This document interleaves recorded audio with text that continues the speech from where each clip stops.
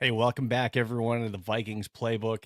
And we've had an exciting free agency signing period with, obviously, we have a new quarterback that we're going to talk about on this show. But if you guys haven't already, follow us on X, YouTube, Facebook, Instagram, and TikTok. And again, most of the time on most of those socials, it's at Vikings Playbook. But on YouTube, it's at Vikes Playbook. We really want to ramp up the subscriptions on YouTube, so please make sure that you're following us there. And if you're not already following some of the writing and some of the stuff that I'm doing over on Purple PTSD, please go ahead and make sure that you check that out as well too. Not just my stuff, but go ahead and check out some of the other writers that we have over there writing amazing pieces on your Minnesota Vikings and around the NFL. But as always, this is Vikings Playbook. Your Sunday starts here. And with my guest today, I have no other than Josh, the Brohioan. So if you're not following Josh already, he's pretty popular on social media. Big Vikings fan, at the Brohioan on X. And welcome to the stage, Josh, the Brohioan. Josh, how are we doing today? What's up, Steve? Nice to be back. I'm excited to talk about some big things going on in Minnesota. Get to it. So how have you been doing? It's been a while since I've had you on, but what's life been like for you since the offseason, since I last had you on? What have you been up to other than working? Yeah, really.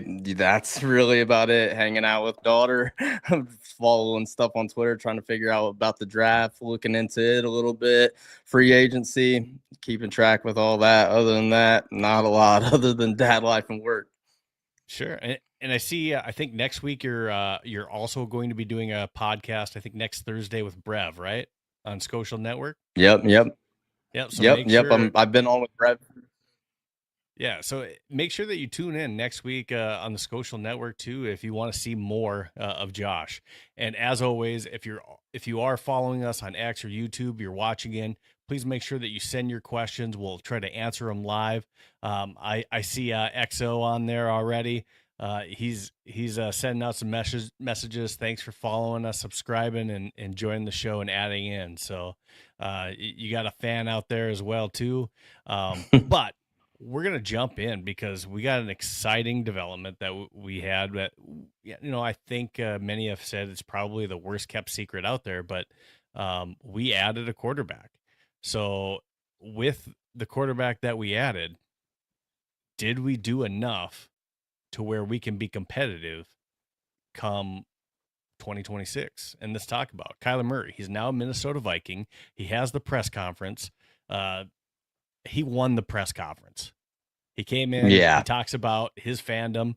He's been a Minnesota Vikings fan for, when he was a little kid. He shed the tears in 2009 like the rest of us when Brett Favre throws across his body during the Saints. So he was roughly about 11 years old. And, so he's shedding those Viking tears. So, he got the one of us.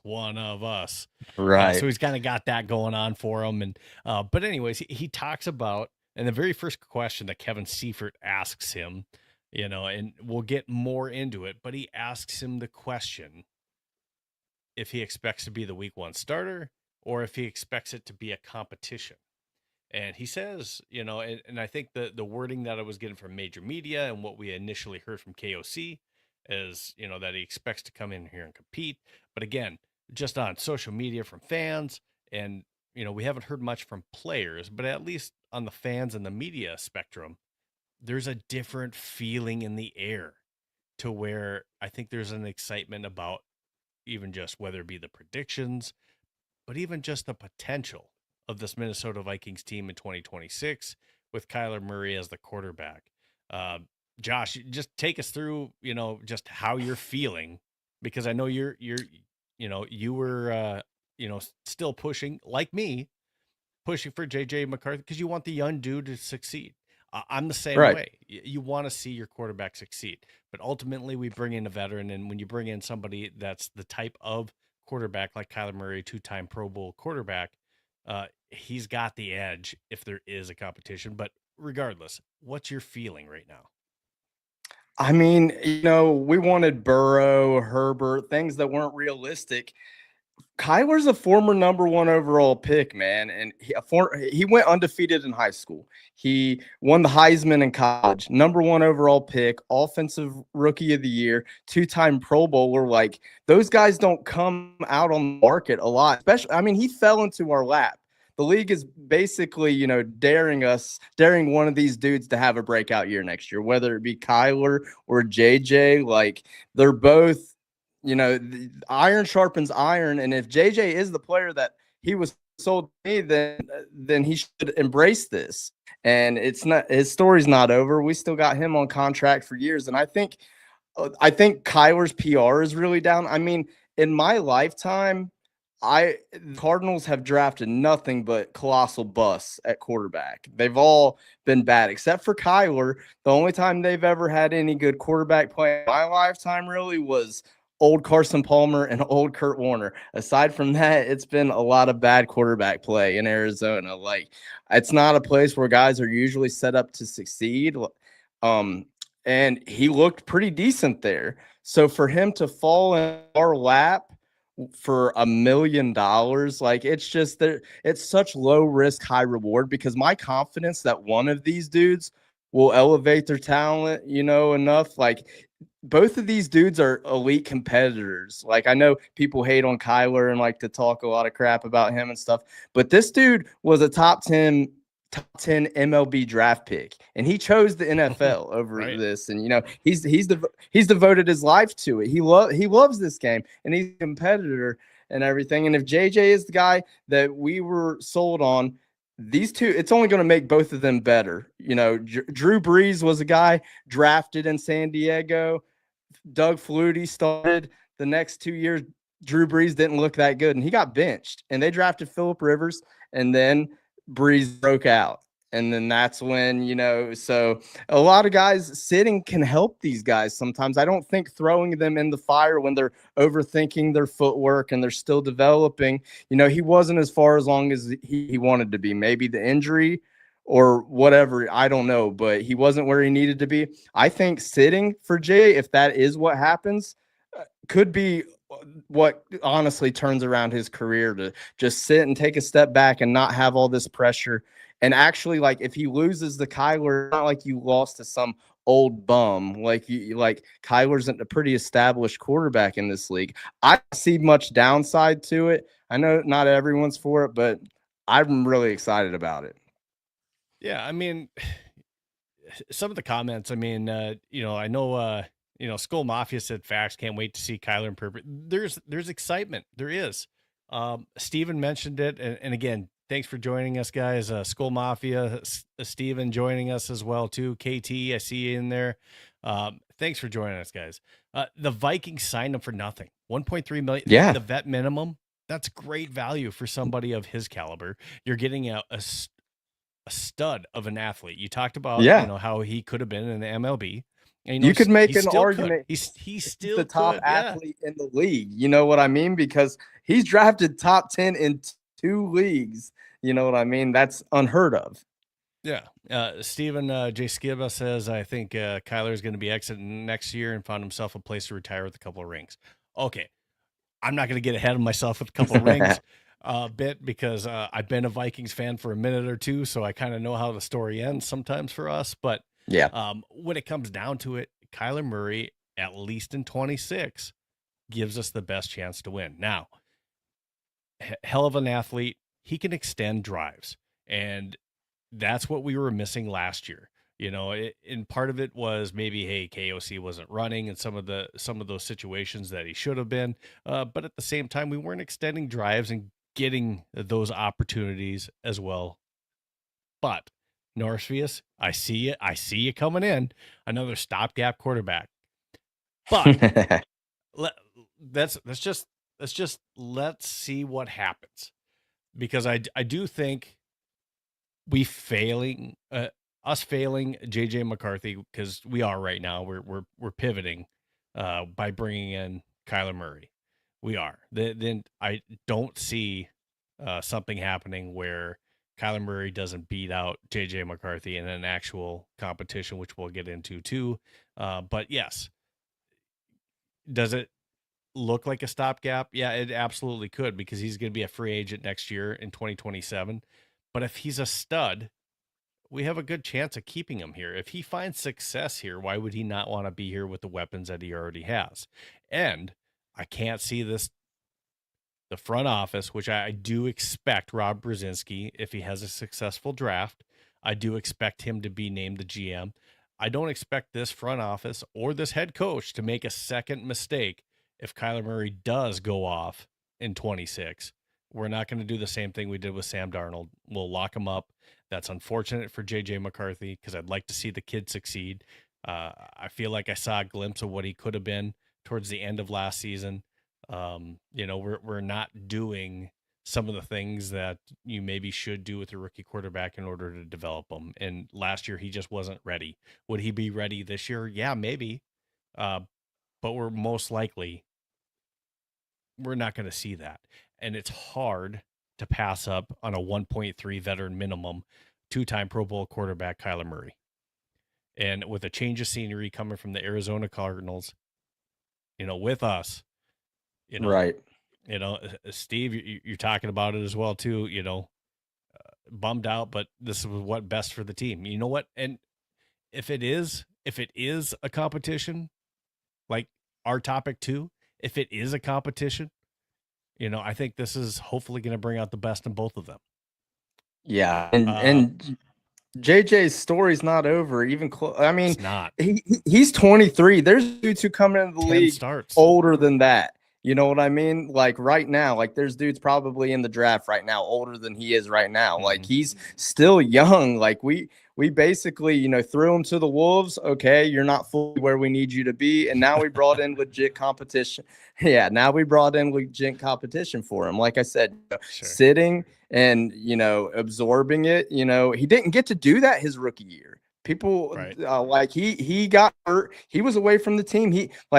He was a rookie, but he wasn't sitting there with Darnold and getting the reps in practice and having the real rookie experience. So last year really was his rookie year. I think he was like the first quarterback ever drafted in the first round who was out before the season or didn't play a snap, or it was some weird Vikings stat. And it was just this gives him a chance to step back. I think it could help him. I'm not someone who really thinks could be the worst thing ever for him at all. He's still young. Yeah. We still have him on contract for 3 years if we want.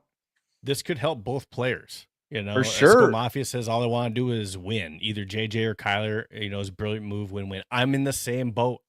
If Kyler's wearing purple, I want him to succeed. But I still want JJ to still push himself to show out, because his story's not over.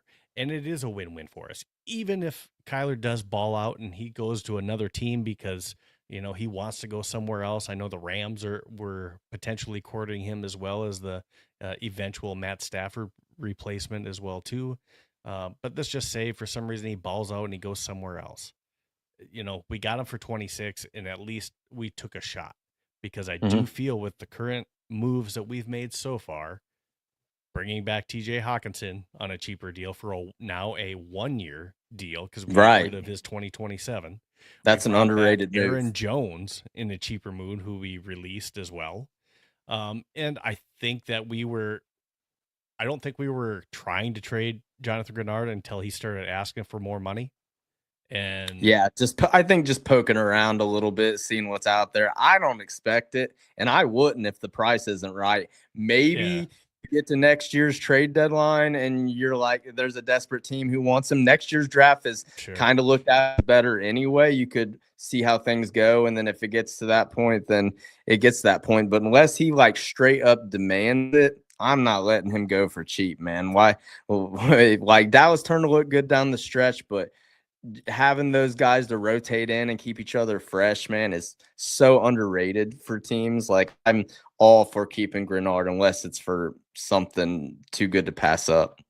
Now, I want you to have your own opinion on this, but Okay. Again, major media, and the words I saw from Kyler Murray and from KOC when he got asked the question as far as if Kyler Murray's starting or if it's going to be JJ, is there going to be a competition? Is he naming a starting quarterback?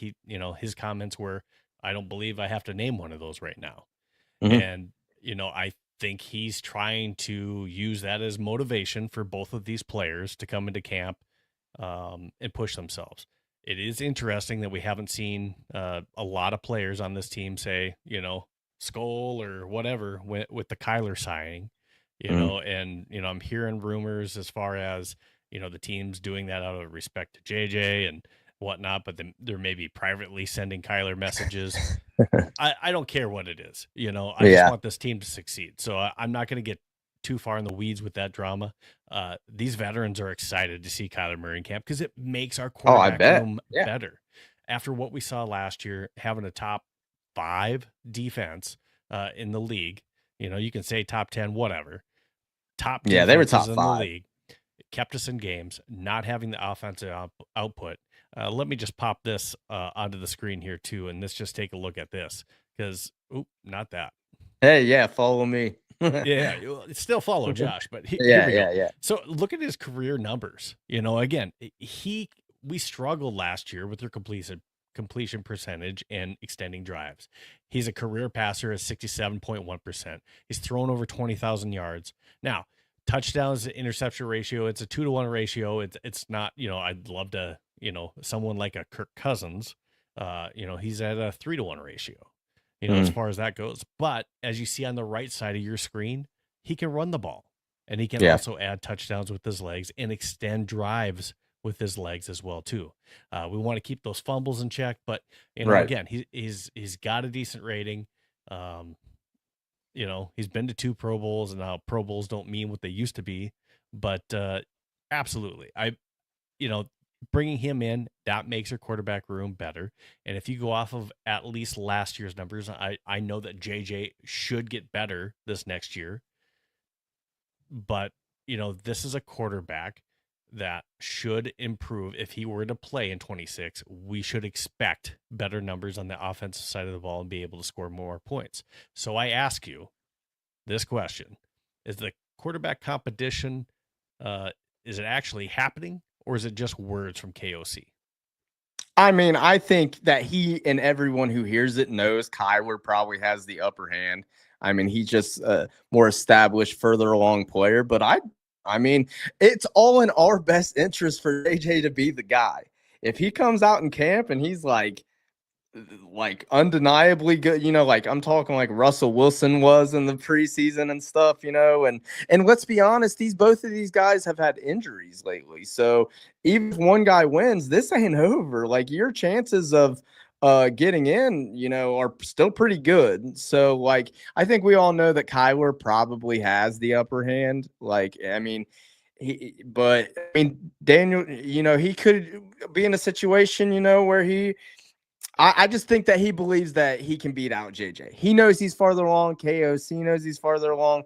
But, I mean, again, I don't think if JJ's on the team, these guys haven't given up on him, man. As long as he's sitting there learning and being groomed by these guys, as long as he's here, they still believe in this kid. So as long as he's on our team, I'm not giving up on him. But Kyler definitely has the leg up. But, dude, all it takes is one snap. He should know that as well as anyone.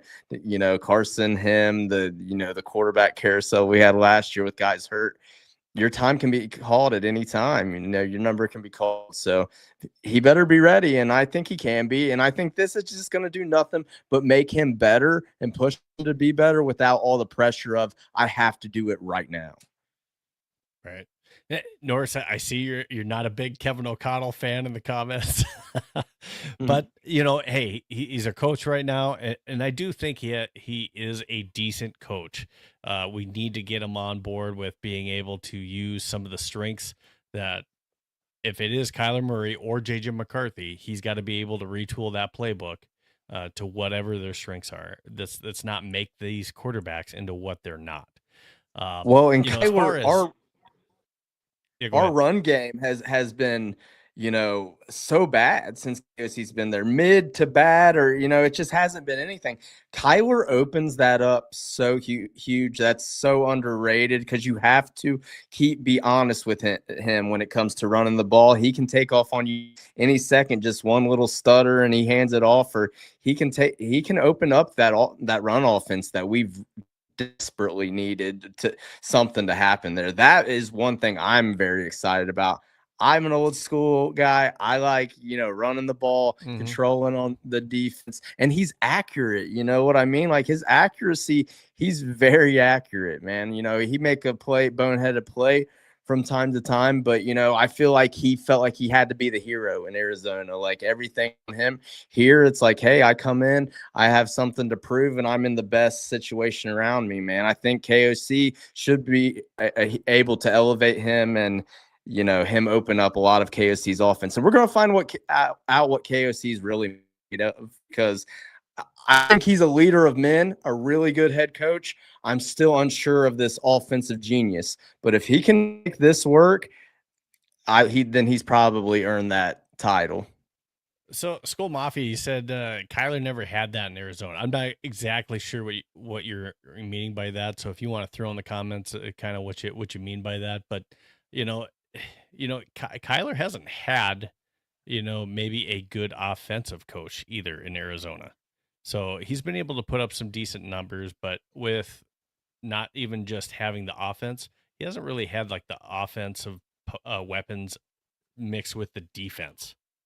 I guess that's one of my arguments that I would say, even with Kirk Cousins, we never had the defense to go with the offense.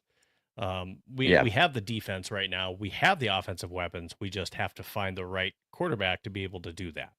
Yeah, Skull Mafia says a good defense is what he meant by that. Yeah. So, I mean, it is a good opportunity for Kyler to absolutely not only make the offense better, but him being able to extend drives and put points on the board, that also changes what our defense does. It allows our defensive players to be able to pin their ears back. Now, Jonathan Hargrave, we'll get into that. He ends up going to the Packers. He made that comment like, hey, Flo's defense isn't good for, defensive linemen trying to get to the quarterback. Okay, well, when you're behind in games, it's hard to pin your ears back and go after the quarterback. A lot of that was because of the scheme that we had to play in order to keep us in the game.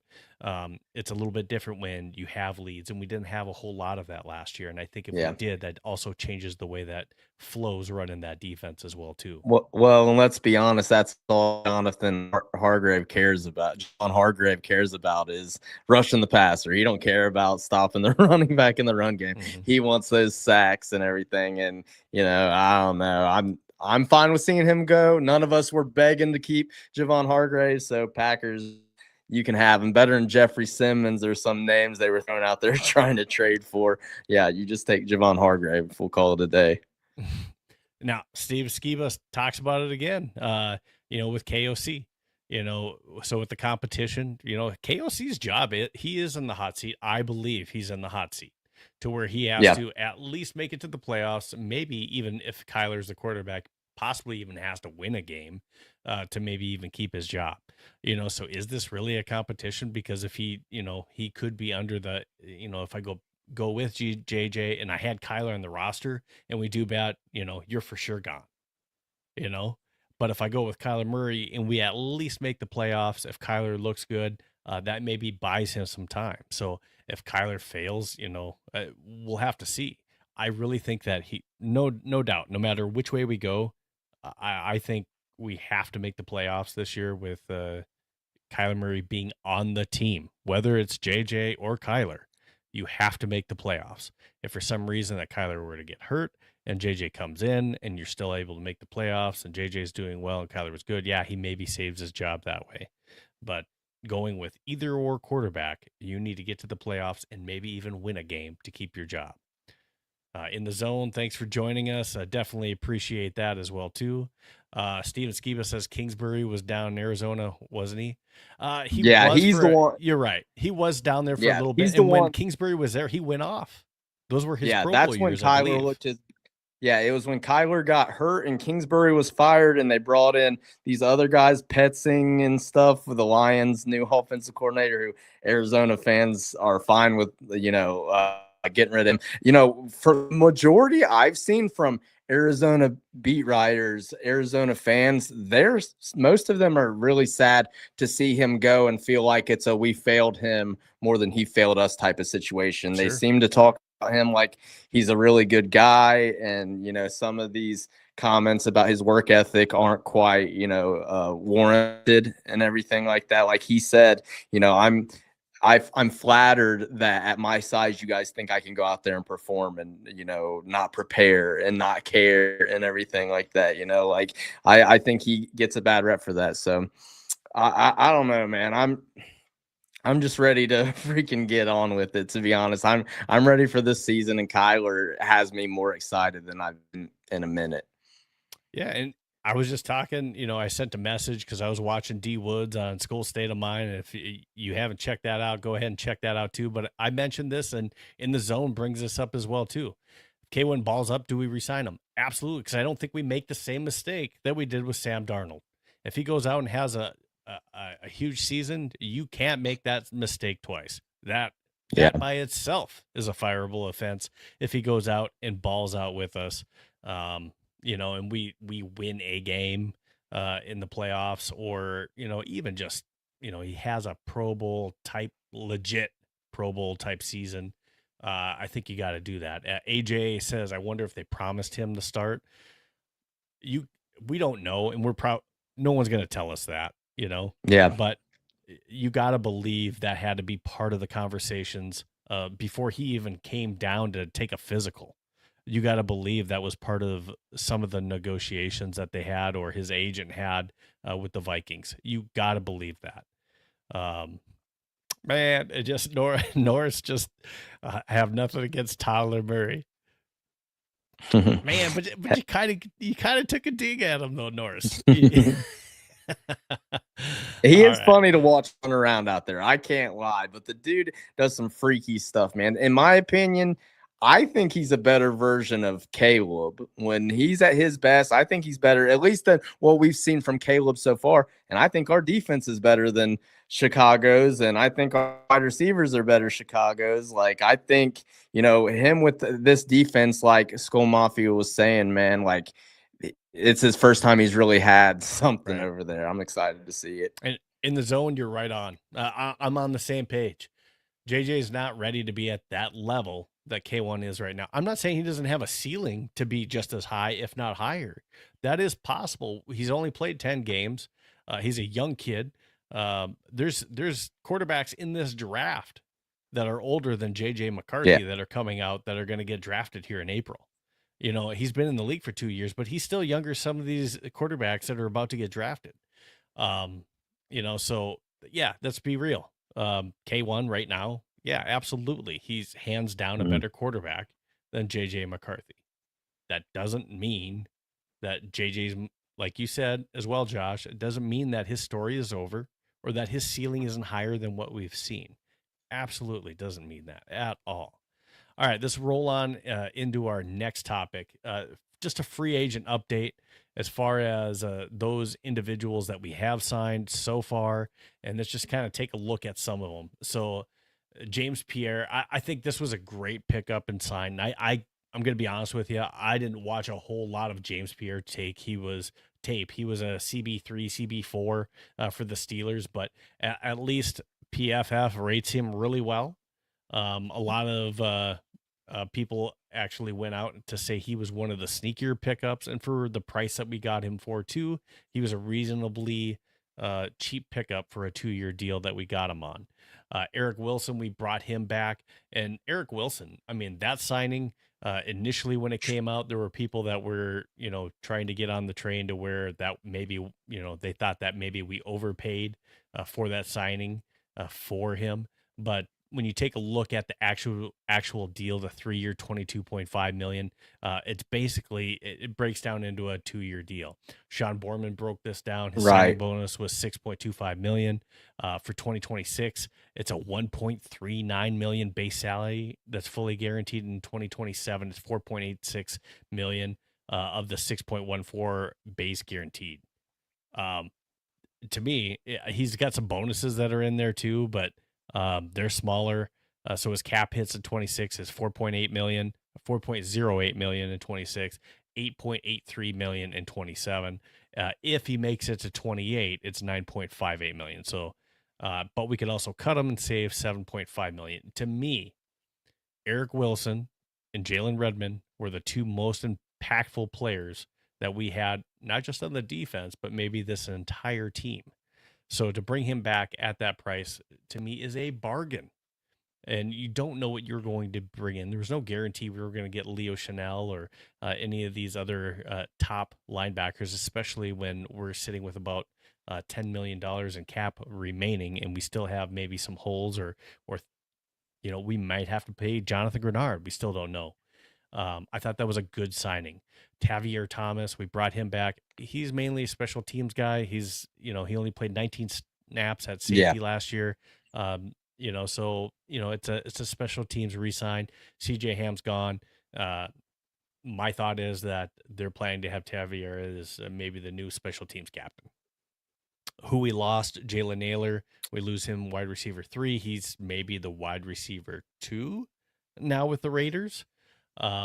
And then Vikings, we still don't know, which I think now that K1's back, and I kind of made mention, and he liked it, but we'll see. I said to Isaiah, I told him that Isaiah Rodgers Sr., I told him that, hey, tell Harrison Smith and Greenard that we're running the back. He liked that. We'll see it, but I think Harrison Smith comes back. I do. I think unless we get blown away for a deal, we bring back Jonathan Greenard. Now tackle Justin School, who was out there, and the School got absolutely olayed early in the season. But later in the season, he was doing a little bit better. Jeff Okudah, hey, not what have you done for me lately? What did you do at all? Last year, he was hurt pretty much the entire year. Ivan Pace, we tendered, so most likely we will probably low tendered him, but most likely we will probably see him back as well too. XO, I think you're saying he went crazy last year. I think you're talking about Eric Wilson. Absolutely, right? And then don't lose step with Pace. Yeah. Gone, liability, costs the playoff hopes. Not sure exactly. I might have missed that as far as on that one. So sorry about Pace. that. I've always been a big Pace truther, man. And then he just last year we saw him play well. Like he's never good. He was a liability in pass coverage, but against the run and rushing the passer, man, he looked like little star and hidden gem. We were all super high on him, and then injuries happened, and then last year he just looked lost. But if they want him back, someone who's been in the system, knows what's going on, and just provides a little bit of depth for cheap, I don't think they have a problem with that. Eric Wilson, dude, last year, he was a stud. Like, you compare his stats to Zach Bond, who they were putting in Defensive Player of the Year talks the year before, and they're better than what Zach Bond's stats were. I'm just happy to see him back, dude. Like, he's a veteran. He was a stud last year. He's earned that money. He's a great guy. I love having him back. Tavier Thomas, special teams guy. They seem to like him on special teams. Whatever. There's no one that we lost other than Jalen Naylor, who it's like, this hurts, like, to me a ton. And then James Pierre. So my dad and brothers are Bengals fans. They hate the Steelers. It's so hard for them to admit when a Steelers player is decent or good. I even get pretty good value in family fantasy drafts with Steelers or Ravens players because they hate those guys so much, But they even told me this kid gave Jamar and T fits. Like, he They straight up told me that, and all the Steelers fans that I saw, like, was kind of like he was a 1-year wonder, but he was really tough and really good, and they all wanted him back and thought that the contract that he got, they're like, why didn't we match that? So the fact that his DB coach came over and Brian Flores gets a corner with some size, which is kind of what we've been lacking and what complements what we already have. You got Isaiah Rodgers with the speed. You got Pierre with the size, and you got Murph just doing whatever the heck he wants because he's like that. But I really like that signing a lot and think that could be one of these super underrated ones, that we look back on like, man, how did we get that? Yeah, so you talked about Pace. XO says Pace had a weird year. I agree. I mean, Very, he dude. really, And I love him. he really probably had that job until he just wasn't playing well, and then E Will comes in and just totally takes that job from him. And Yeah. I'd like to see. I actually like bringing back Ivan Pace because I think Yeah. there's something there, to where I would love Yeah. to see the story as well too. To see that kid, just like JJ McCarthy, I'd like to see that kid succeed. So I'd like to see, he's a younger guy as well too. So there's still a lot of growth there yet for him. I don't think just because he had a rough year last year, he's a done deal either. We were so high on him his rookie year, right? Yeah. Yeah. The low tender on him and most likely bringing him back. I do like that. Now, yeah, and if he's not in a starting role and he's just put in to play to his strengths and like, because dude, he can come through the line like a bullet sometimes and just blow a play up like a little muscle hamster, dude. Like I like that part about his game. Like, we need some guys like that, but he can be a liability. So having him as just depth piece to play to his strengths, I don't see any problem with him in that role at all. Now, one of the positions that I thought that we would make a play with was going to be defensive tackle. Now, I do like LDR, absolutely do. Tyrion Ingram, Dawkins out there, Elijah Williams, those are still good dudes out there, right?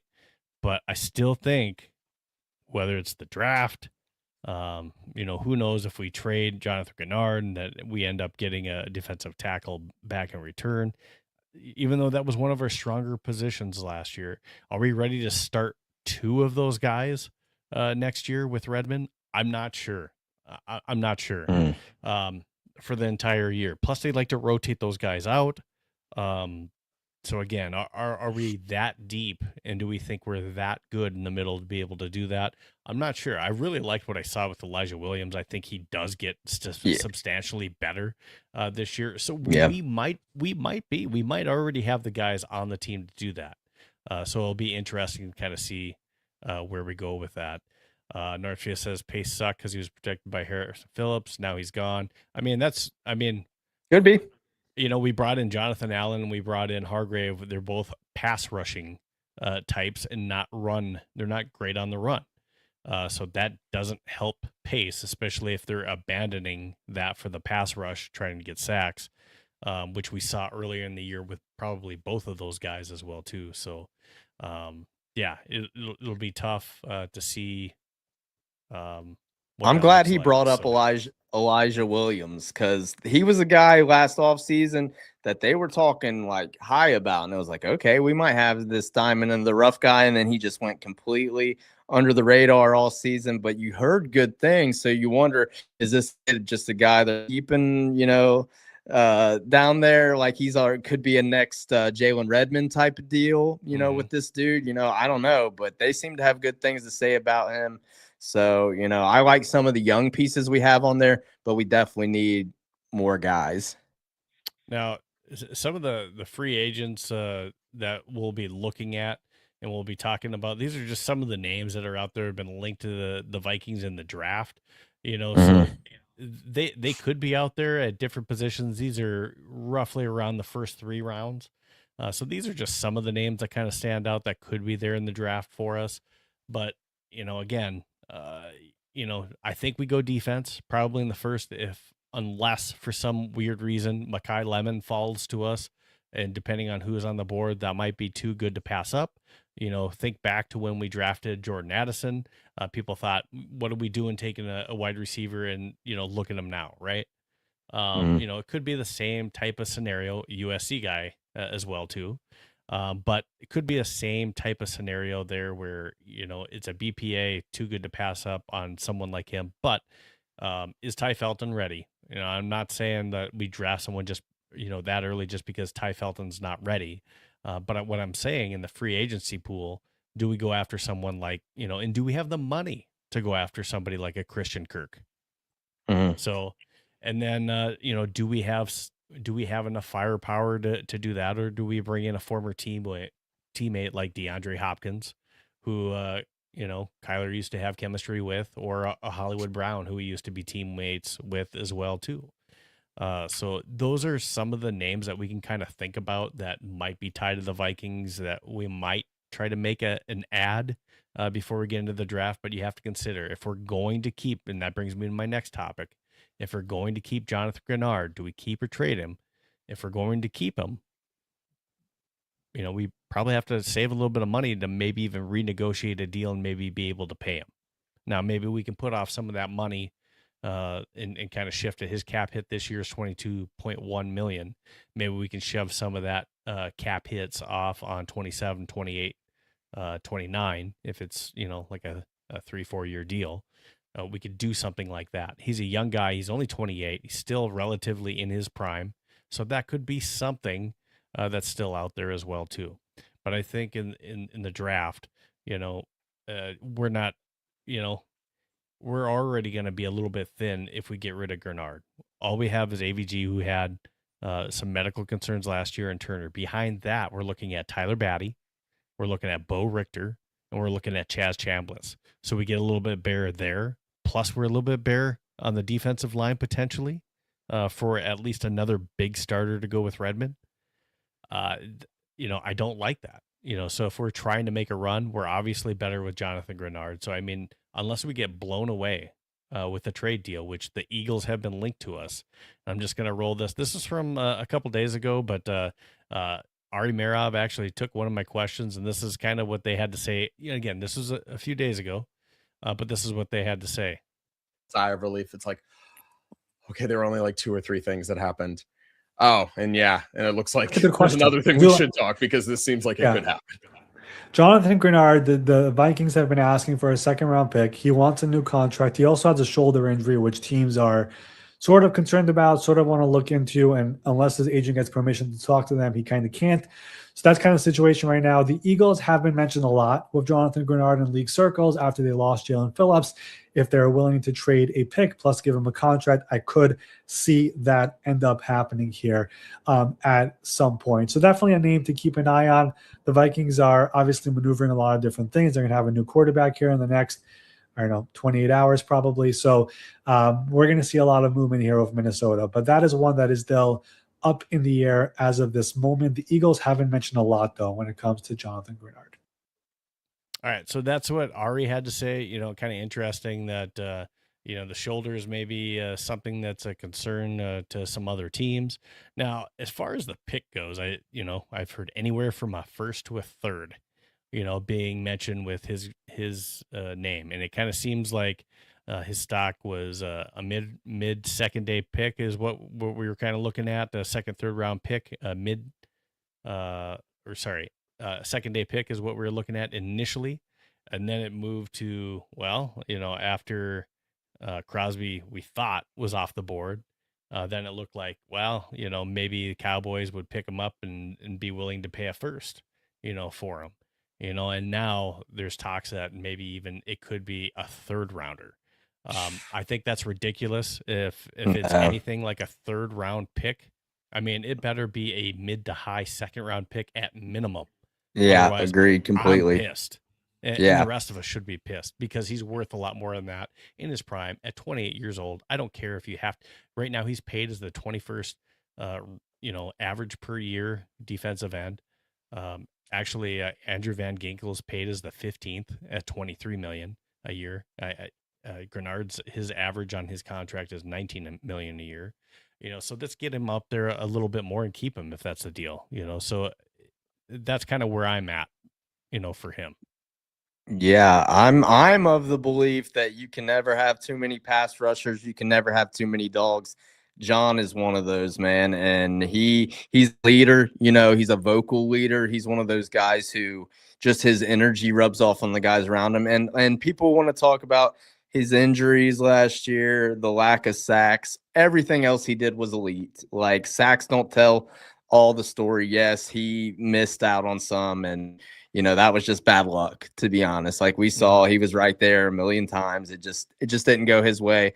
And, the injuries are the same way. And trading him when his value's the lowest, like coming off a down year and stuff, like, I don't. And the Eagles, why would you want to trade him to them anyway? Like, aren't people tired of doing deals with, Howie? What's up, Skull Nation? But like, what the Eagles would have to overpay.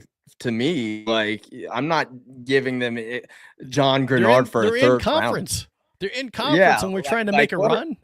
What are we doing here? Like, there's no way. I can't get behind that. I won't. Again, I'm of the belief John's a dog. We got him on a good contract. Like, just bring him back unless he absolutely just makes a scene and demands something. Bring him back and then reassess at the trade deadline if it's that. If Dallas Turner's outplaying him, well, I'd be fine. If he's playing bad and the shoulder's a problem, then what, a third-round pick or fourth-round pick or whatever. But, like, I'm not giving him up for anything like that. Our defense, and with Kyler, we have a chance to legit make a run.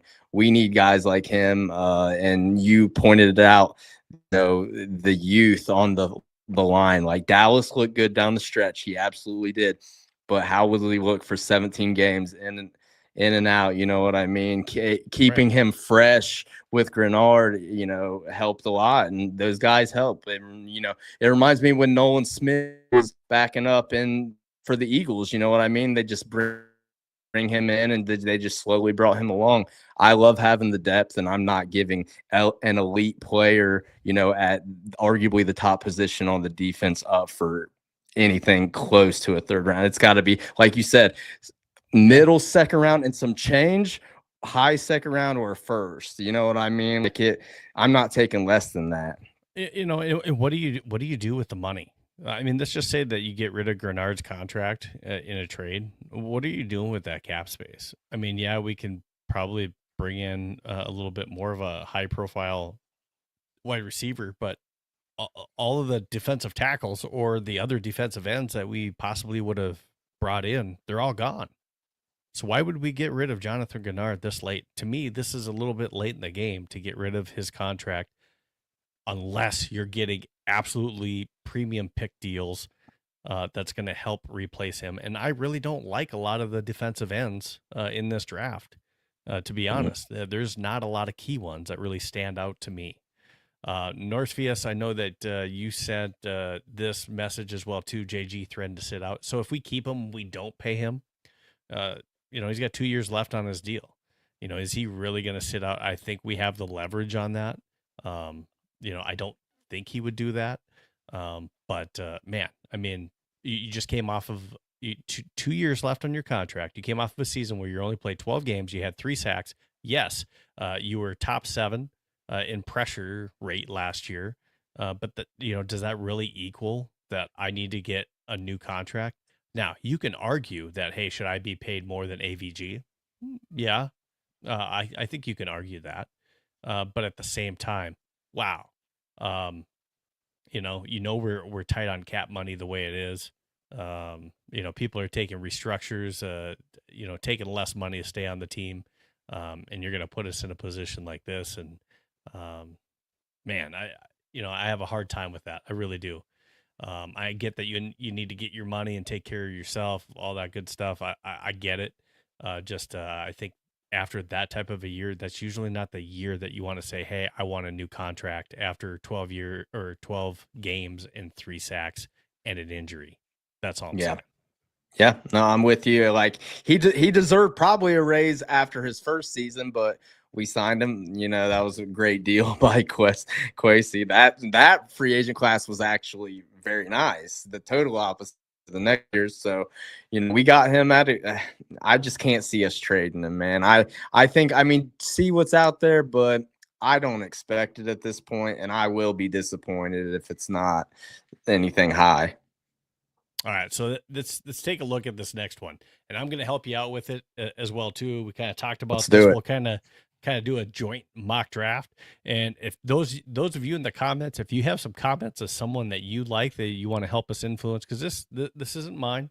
This is going to be kind of a combination of Josh and I going through this. But if you haven't and you want to read more on what I had to say about Jonathan Greenard, please go to purpleptsd.com. Go ahead and check out that article. And before we get into that, I just want to say this. I was on with Brev here, and 2 days ago, I did a 7-round mock. And yes, I ended up going because I saw the comments with the Mackay 11, but he was sitting there. Now, everyone is different. And there were just not a whole lot of great options there. And Mackay Lemon fell. And I was lucky enough to get Lee Hunter in round 2. And he's a good inside guy that I do like. Yeah, I love him. And then being able to get a cornerback, because I still believe that we need to stick with getting a corner. I did go ahead and trade back, and I still got Emmett Johnson. I went and still got my center in Logan Jones. And a tight end that I really like is Tanner Koziel. A safety. He used to play for NDSU, so I've been able to see him not only in person, but then also watch some tape when he was down at Texas Tech, which he also did well down there too. He's a baller, dude. And he's a ball hawk kind of guy. And then also got a fullback because we have to replace CJ Ham, and he's the best fullback that's out there. So he's available in later rounds as well too. And then, hey, we ended up taking a tackle and then a flyer on a quarterback, and Taylor Green, who's, some say is like a Lamar Jackson type, but he's, I would try to compare him like a Joe Webb. He's a project. He's a project kind of guy. So it's a flyer. It's a throwaway. We're looking at round 244. Could turn out to something. Just incredible athlete. So you don't know what's going to happen. So I just wanted to throw that out there for what that Zeke Masses is what Northfields keep out. Zeke Masses and the Gentry pick. Wow, that's one I like later in the later rounds. Okay. Yeah. All right. So we're going to keep an eye on it, and I'm going to go ahead and bring this up on my screen. We're going to do a 7-round mock here. So Let's do it. Like I said, if you guys got comments in here, go ahead, bring them up. Let us know who you like too. Now, I am going to have a Vikings Playbook episode coming up here where I want to bring on you guys. You guys that haven't normally been on the show, but you're in the comments, you're a fan, you want to come on here and do some mock drafts, because I want to do like a mock draft episode. And I want to be able to run through some of these to where we get a couple different mock drafts, because I want to see who you guys like. Okay. And I want to give you guys the opportunity to do some of this as well. All right. So let's go ahead. We're going to do all 7 rounds, doing the Vikings. We're not going to do any funky drafts before the draft. We're going to plan that we're running it back, and Jonathan Greenard's going to be with us. All right, so we're going to go ahead and start the draft. And this is what we're looking at early on. So we just who went off the board. So someone that has been linked to us has been Dylan Thieneman. Again, safety out of Oregon. So he's off the board. Lemon's gone. Another guy I really like, Kenyon Sadiq at tight end. I would be very tempted, even though I want to take a defensive player at 18. If Kenyon Sadiq's there, man, really tempting with TJ Hawkinson only having 1 year left. Oliver's getting older as well, too. Bartholomew, we really don't know what we have in that 6th-round pick. He was injured all last year. So if Kenyon Sadiq is around at 18, I do like that. So what we do have available is Jamard McCoy. He's a cornerback out of Tennessee. He's coming off an injury. Caleb Banks broke his foot at the combine. He's coming off injury, but he's a big guy. Jordan Tyson, wide receiver, is available out there. Emmanuel McNeil-Warren's still available. Safety out of there. Avion Terrell, who's also been mocked to us, is available. And then Caden McDonald a little bit farther back, and Peter Woods. So these are some of the individuals that are still available. We don't have any trade offers right now that are available to us now. Just kind of taking a look. AJ says that it's hard to pass on Tyson. Bob Sweeze said that we should try to trade back twice and load up in the second. Norsefius says, drop me a link. Yeah, absolutely, Norse. After this, remind me. Just remind me. Just send me a DM that, hey, you want to do that as well, too, to get on that draft pick episode. And Norsefius said, Sadiq's kind of short. Dude, that guy's a baller, but I have a tight end, Tanner Koziel, that I mentioned. He's 6'7", and he's just an absolute weapon. He only dropped 2 balls, caught 65 passes. That's amazing, at that size. All right, so this is who we have available. Is there anybody that you really like, Josh, that you're seeing on the board right now? I do like McCoy. The injury, I don't love. I wonder how. I kind of am someone who feels like Brian Flores doesn't value corners quite as much as we do. Like we've just kind of plugged and played with corners, and he seemed fine with it. So I kind of don't expect it to be him. I'm to the point now where I'm kind of been wanting Tinneman, but I really do think that McNeil Warren is right there with him, dude. I really am high on the Toledo kid. I think he's a stud. I think he's a freak athlete. I saw someone say they did not like Jordan Tyson. I think he's a dog, but the injury issues, and he can have some drops sometimes. In this situation, and I'm a Gator AJ said fan, hard to pass on Tyson. Oh, hard to pass on Tyson. Okay. For me, because Caleb Banks, I'm a Gators fan. Big guy, does have a lot of potential. I'm not taking a big guy with foot problems that early already. He dealt with that at Florida already. He had one breakout year at Florida, dealing with injury and foot problems. He's out for me. So for right there, Jordan Tyson and McNeil Warren, you know what? I'm going to go Jordan Tyson. I'm going to throw in a curveball. And my reasoning is because I think it's a deeper safety draft. And Jordan Tyson, I think, is the best wide receiver all around in the draft. I really do. I think he's one of those guys who's except for Carnell Tate. I like Tate. They're different. I like Carnell Tate's a beast too. Like it is a good wide receiver class, a little bit at the top heavy, but I like Jordan Tyson, man. And let's be honest, like I expect defense in that moment, but the offense, when a player that good falls to you, and the defense has outplayed the offense. Like I trust Brian Flores to make shit work with make chicken salad out of chicken shit with guys more so than I do with KOC. I really do. So like, you know what? When a guy of that talent and that potential falls with, we don't know what's going to happen with 3. Like I'm still not sure on Ty Felton, bring in Jordan Tyson, man. Let's, blow the doors off this offense. That would be my pick, but it would be tough. I could totally go with the Toledo boy, but I'm going to follow suit with the Brev one and go receiver Jordan Tyson.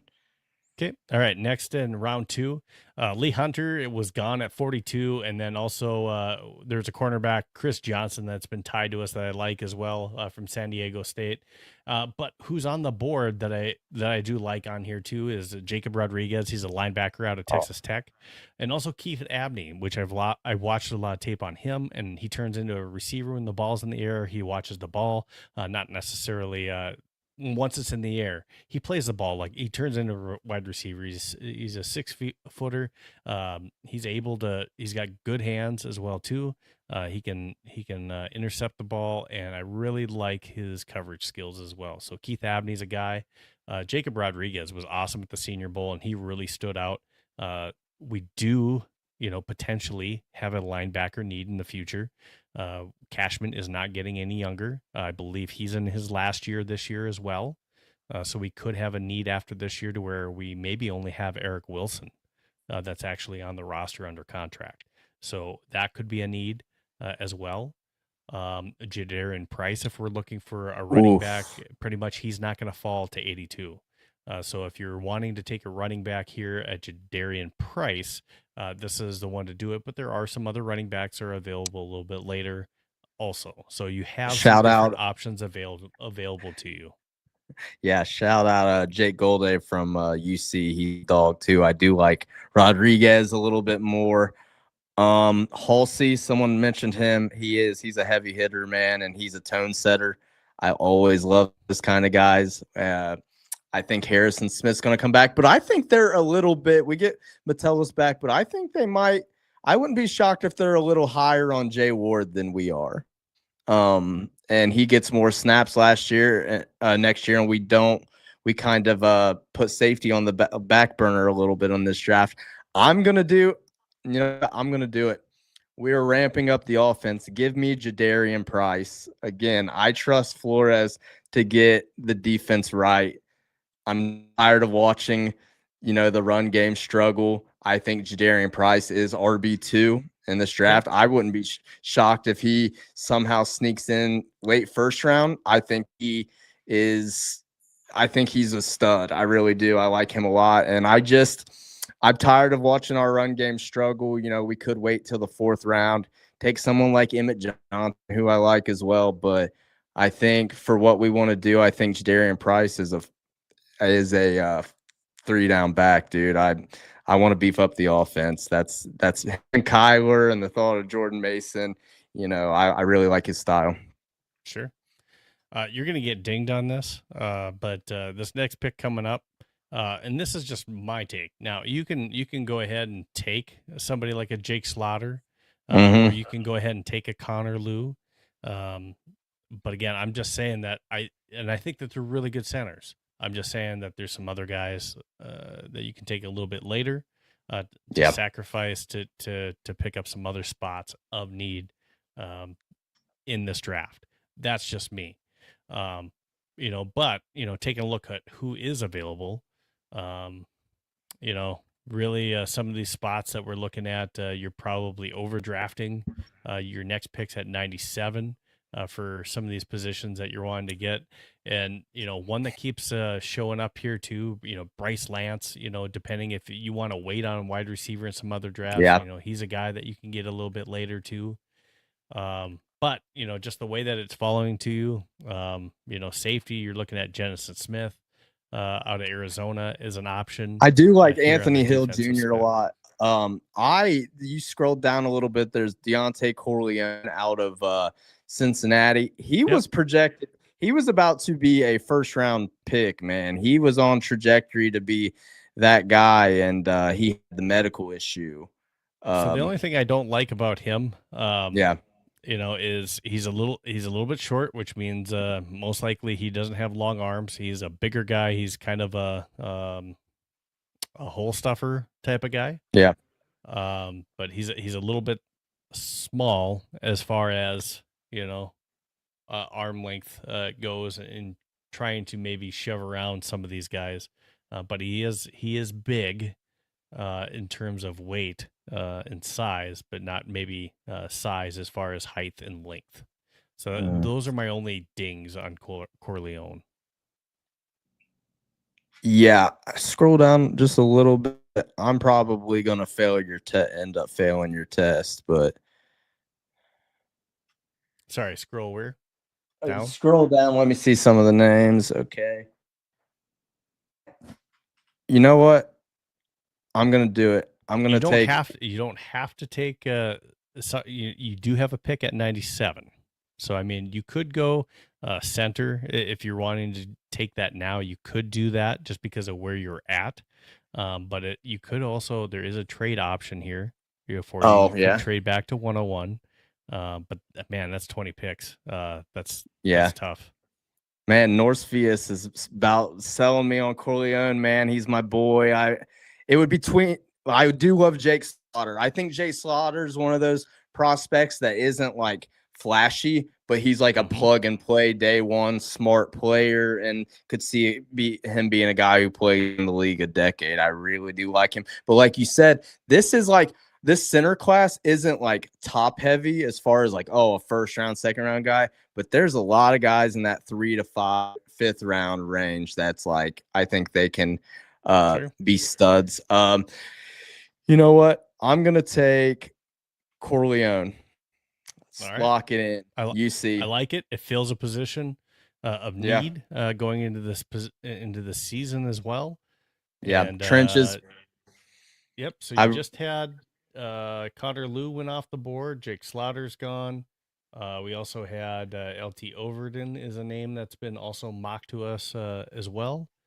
And with pick 97, who I can see on here, Markel Bell, Antonio Williams. We've kind of taken care of the wide receiver, even though we've talked to Antonio Williams. I don't think we take another receiver at 97. No, not at that point. This would be the area where I would start looking at. Okay, Wheatley's still there. I was thinking about taking him in the last one. I really like him out of Penn State. I think he would be a solid fit. Out of the names that you've scrolled across so far, I think he would be your next pick. The guy 161. Is it not our pick yet?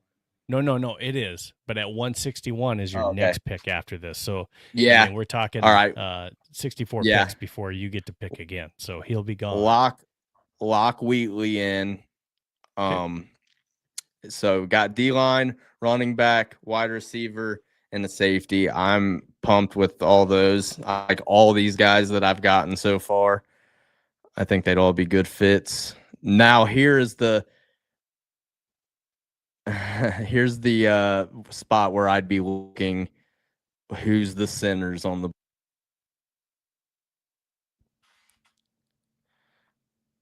Did they all go? That's what I hope. We don't. No. Pat Coogan's there. Okay. He's one of those. Who was the top one? Was it Brailsford. Logan Jones? Logan Jones is who I really like out of Iowa. Again, I do like Pat Coogan. He's on here on the board, and Parker Brailsford has been another one that's named kind of in that mix as well. I do like Coogan. So Logan Jones went already? He did. Yep. Okay. So where is Coogan projected, and what pick are we? He's projected 181. Your next pick's at 195. Parker Brailsford is average draft positions about 217. Again, after this pick, 195 is your next one. I think I'm going Coogan. Give me the national champion. Give me the guy. I like him. I think he could be a solid pick there. Northfield says Antonio Williams is Jordan Addison. I know that we've been talking to Antonio Williams. So he could be on the radar. Like if we don't take a wide receiver early, that could be a pick at 97 where we're looking at possibly picking up a player like Antonio Williams. That could be in play. I mean, the Vikings have talked to him and looking into him. So absolutely Northfield. All right, so we're at pick 185. Now, Tanner Koziel is staring you right in the face, and let me just show you this guy. Yeah, this guy. Look at this. So in 2025, he was targeted 94 times, had 74 receptions for 727 yards and 6 touchdowns. In 2024, he was even better. He was targeted 94 times. 123 times, had 94 receptions, 840 yards, and 8 touchdowns. Mind you, like I said, he was targeted 94 times. He had 74 out of those 74 receptions and 94 targets. He had 2 drops. Look at this.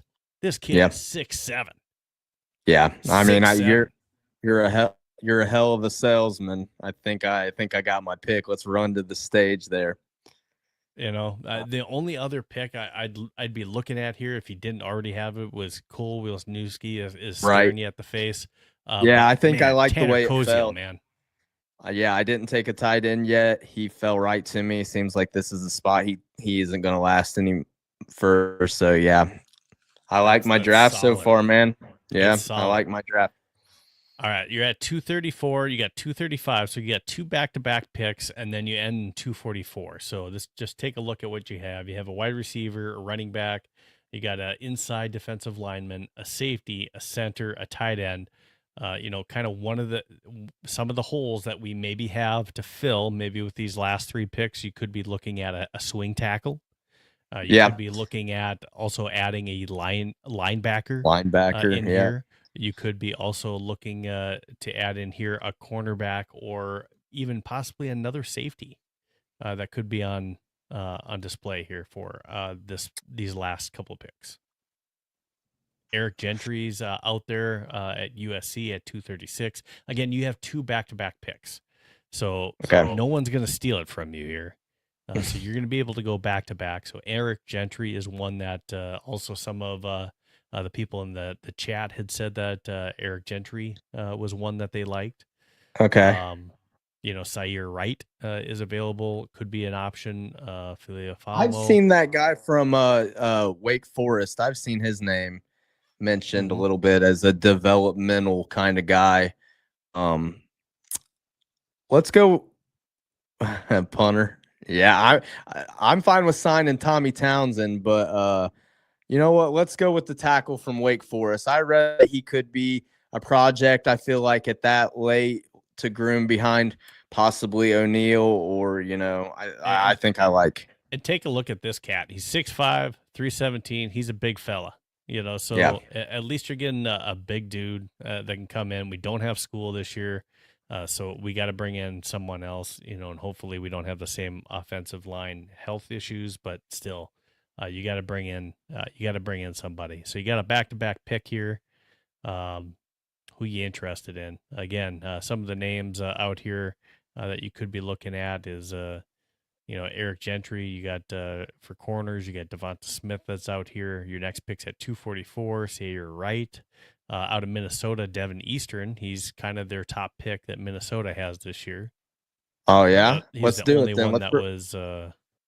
That was brought out in the draft, or at least he's the only one that got an invite to the combine out of Minnesota this year.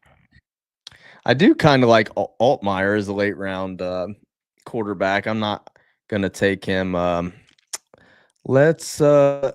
We'll go with your linebacker from USC. I don't know a ton about him, but I really think we need to get some young depth in there. So take a late round flyer on the USC kid. AJ Hosendorf says Gentry kind of reminds me of a raw Anthony Barr, so he likes that pick. Eric Gentry it is. I see in the chat, Bob Sweeze says, don't forget a punter.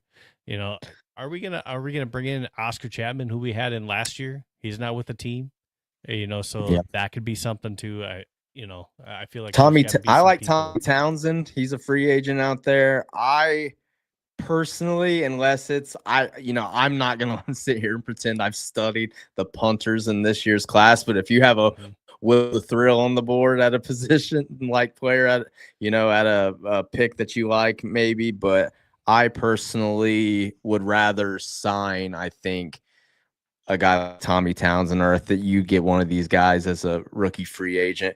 And I kind of feel the same about fullback. I do think we need a fullback. Absolutely.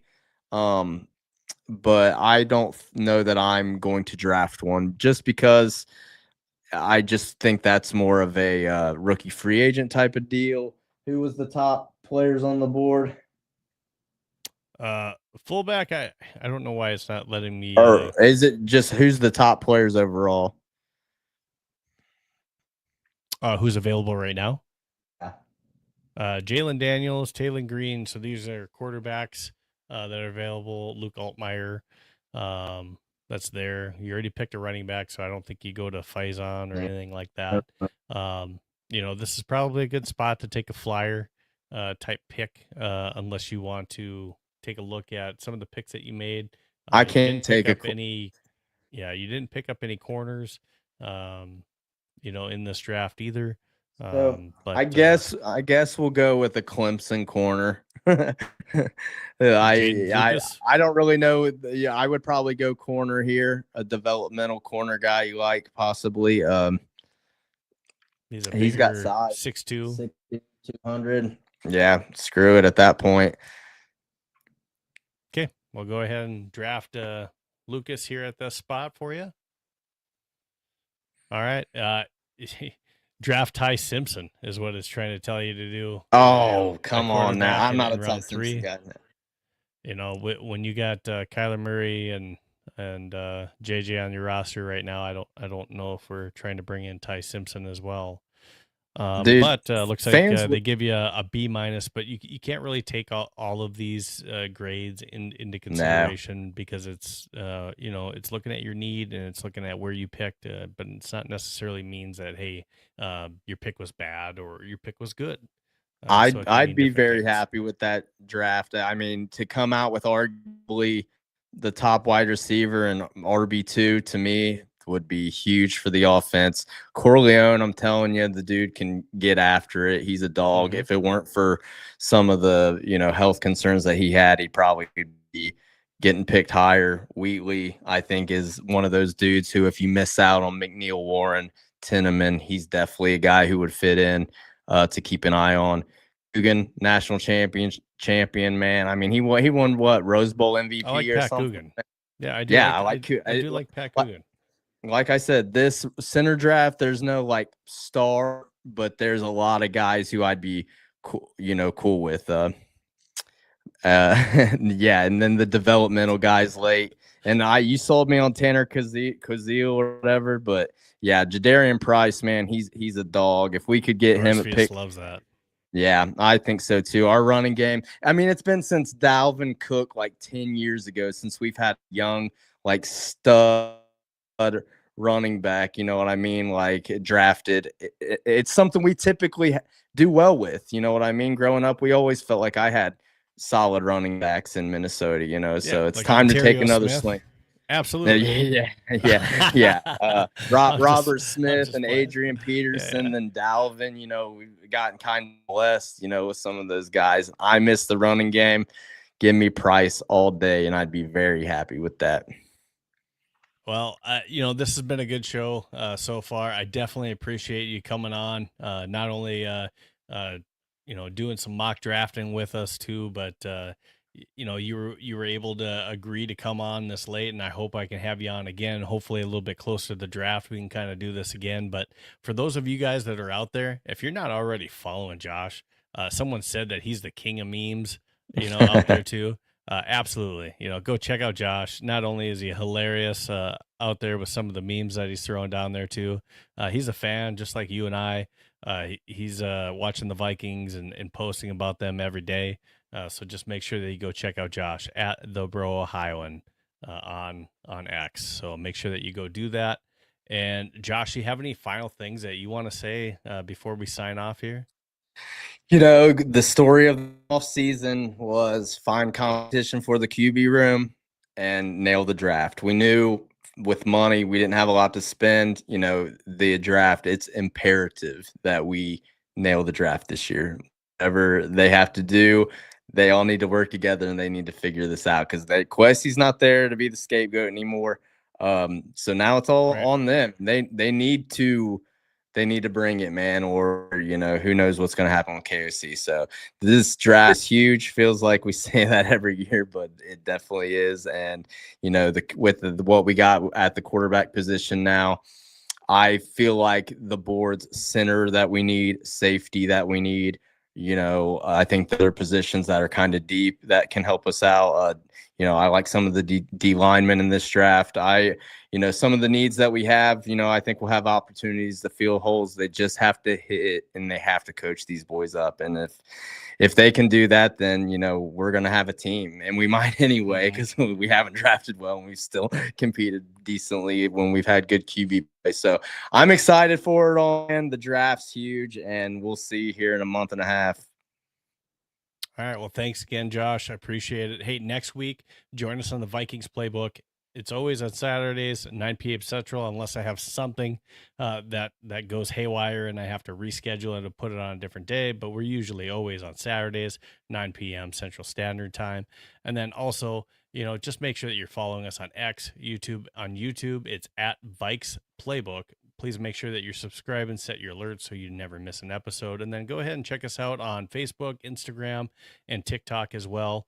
And again, for the episode that's going to be coming up next Saturday, I'll have Kane Dad on the show too. So he'll be adding some of his Vikings fandom to the show. So I'm excited for that. But I'll have an episode coming up. And if you're interested, please send me a DM if you want to come on Vikings Playbook with me. I'm going to have an episode where I would like to have at least 3 to 4 of you guys join me, and I want to do some different mock drafts live with each of you.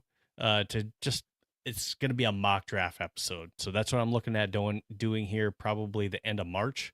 So not this Saturday, but maybe this following Saturday. So if that's something that works out for you, just go ahead and send me a DM. Sports Zone, I saw that you sent me a message. I'll hit you up in your DMs as well too on that for Monday. But if you guys have anything else for me, you can always ask me in the DMs. I'm more than happy to answer it. But join us always on Vikings Playbook. Follow me over at Steve Hoikkala if you're not already on my personal account. But this has been Vikings Playbook for Josh, the Brohioan, and myself, Steve Hoikkala. This has been Vikings Playbook. Your Sunday starts here. Skol Vikings. And until next time, guys, it's Kyler Murray as our quarterback, right? Yep. Much love. I Skol. think so. Skol. Yep.